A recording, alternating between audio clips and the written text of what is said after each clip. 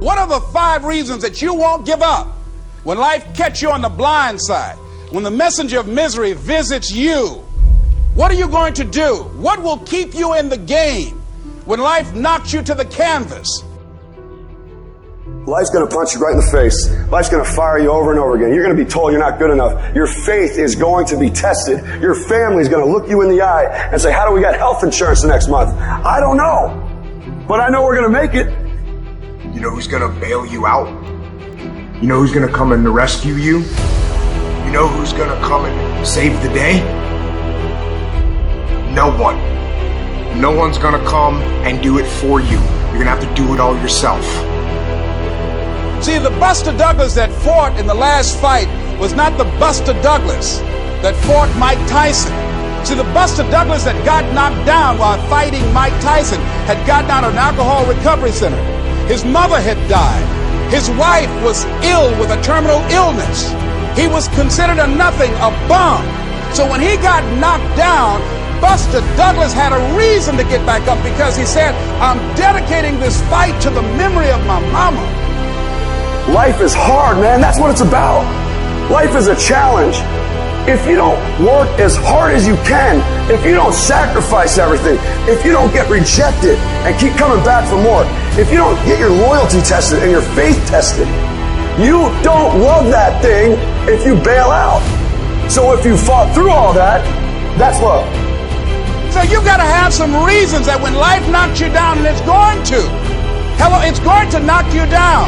When people disappoint you, and that's going to happen. When they betray you, and that's going to happen. When they lie to you, and that's going to happen. When they say, oh, you can count on me, and they won't show up, and that's going to happen. When you want to throw in the towel and give up yourself, and that's going to happen. When life collapses on you and catch you on the blind side, what reason can you remember that you can call on, that you can reach on, that can make you get back up?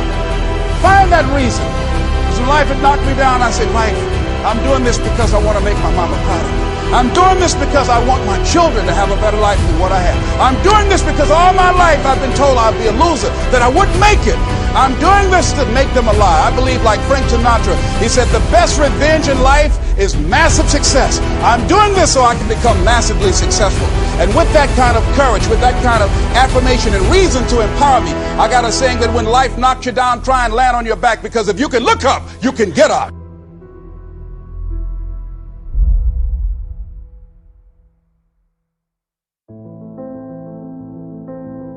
You don't have to be grim, but you do have to be serious.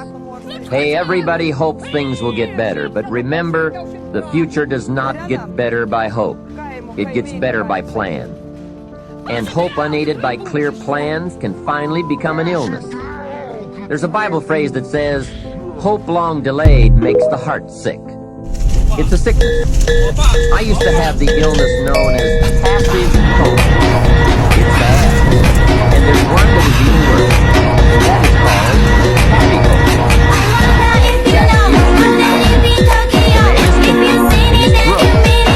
called happy hope. That's bad. So get serious. Make plans. Put them on paper.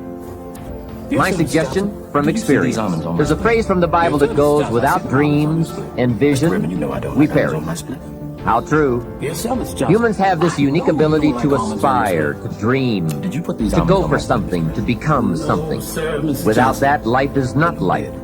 We must have dreams and never give up on our dreams. Give me a few ticks. I'd like to share a few ways your use of time are affected by or influence the achievement of your goals. Have you ever thought that without some very clear written goals, you never even need to consider managing your time? Time essentials come from objectives well defined. Time can't be critical if objectives aren't defined. Now you might be one of those uniquely fortunate individuals who can keep all their objectives and purposes clearly defined in their minds and operate from that. But I wouldn't take the chance. Write your goals down and set careful priorities. Sometimes priorities are determined by the season. For a farmer in springtime, the season dictates his most important activities. During the spring, a farmer must work around the clock, burn the midnight oil, and keep the equipment running because he has only this small window of time for the planting of his crops.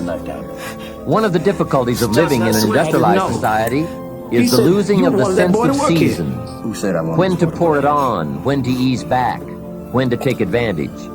It's easy to keep going from 9 to 5, year in and year out, and lose a natural sense of priorities and appropriate time.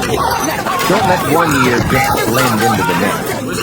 Keep an eye on your own season, lest you lose track of values and substance.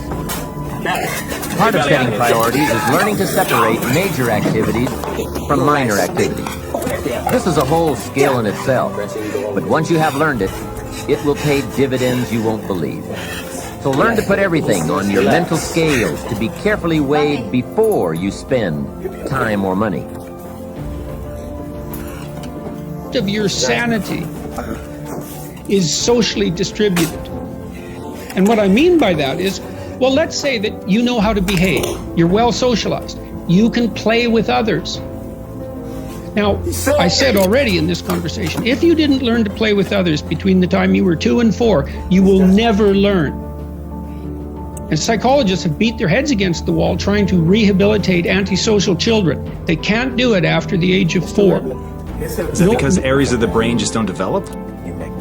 Well, it seems to be partly because the kids fall farther and farther behind. So let's say you make the leap from egocentric dependence on your mother at 2 and 3 to immersion in a peer group. Well, then you pick peers that are at your same developmental level, and you chase each other up the developmental ladder. And the longer you're out of that, the farther you fall behind. And so, you know, kids, 5-year-old kids might come across another 5-year-old kid who tends to cry too much if they don't get their way. And they'll say, we don't want to play with the baby.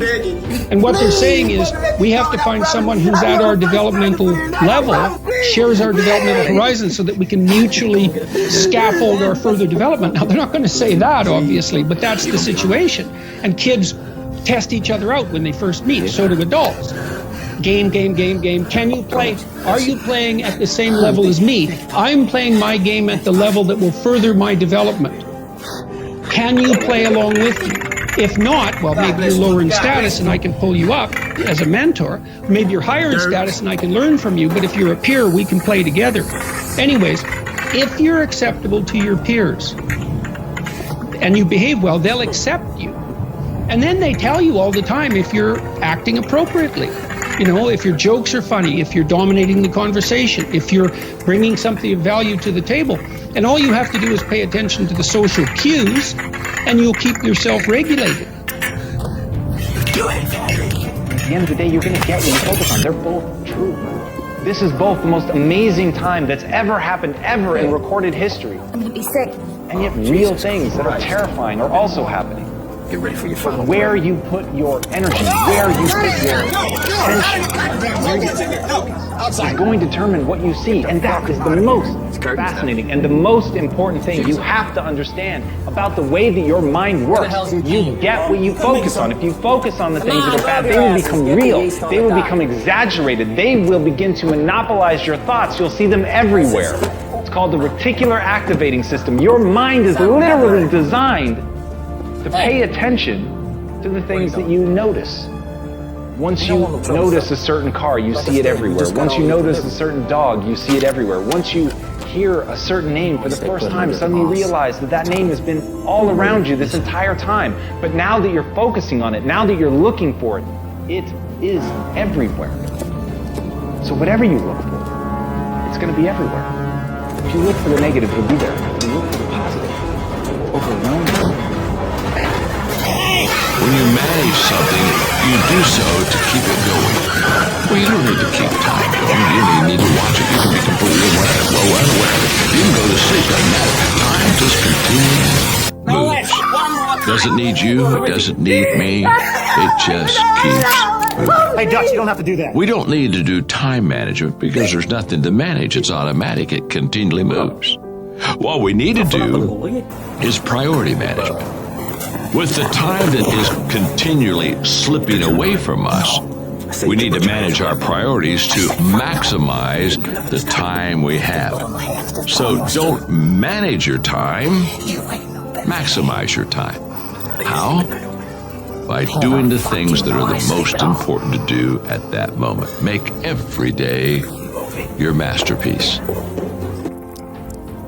You want fucking busy.